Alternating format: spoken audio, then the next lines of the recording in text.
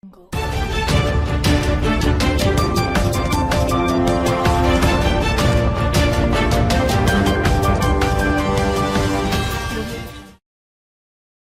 federal shutdown continues, states bail out Lady Liberty, Grand Canyon.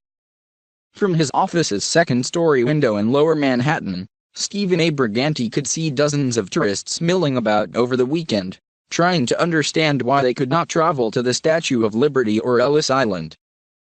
"This happens every time there's a government shutdown," said Briganti, president of the Statue of Liberty Ellis Island Foundation. "People coming from abroad, and even those coming from other parts of the country, don't realize the statue closes when the government shuts down. Now they won't have to worry." On Sunday, Governor Andrew M. Cuomo, DN.Y, announced that Ellis Island and the Statue of Liberty would stay open on the state's dime under an agreement struck with the Interior Department. Arizona has similarly said it will ensure the Grand Canyon remains open whether the federal government reopens or not.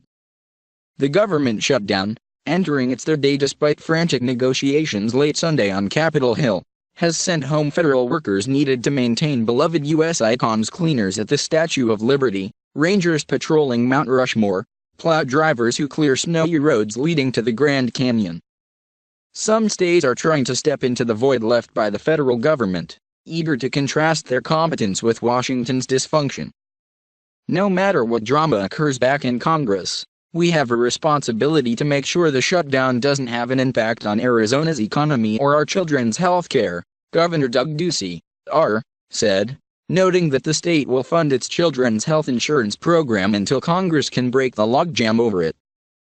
Governors have taken actions during previous shutdowns, with Cuomo also keeping the Statue of Liberty and Ellis Island open in 2013. For blue states such as New York that have already vowed to shield residents from the new Republican-backed tax law which critics say disproportionately hit them, the shutdown offers another opportunity to try to contrast their record with that of a GOP-controlled Congress. As of Sunday evening, congressional negotiators had failed to resolve an impasse that centers on the fate of nearly 800,000 young immigrants known as Dreamers. "It's all about bringing people here. The concept of closing the doors to immigrants is repugnant to the concept of America," Cuomo, the grandson of immigrants, said at a news conference, adding that the state would spend $65,000 a day keeping the monuments open. An extended government shutdown would cost the U.S. economy $6.5 billion every week it lasts, according to an estimate from Standard & Poor's in December. Analysts say that state interventions are likely to only help blunt the pain felt by specific areas, such as tourist towns around the Grand Canyon, and that they won't do much to reduce the overall impact. States can really do nothing to change the fact that federal employees aren't receiving paychecks, and that will certainly be the biggest impact on the economy, said Konstantin Ellis, a finance professor at New York University. Added Jared Bernstein, an economist at the Center on Budget and Policy Priorities, if every state governor wanted to end this tomorrow, it wouldn't necessarily have that much of an impact. This is really a federal thing.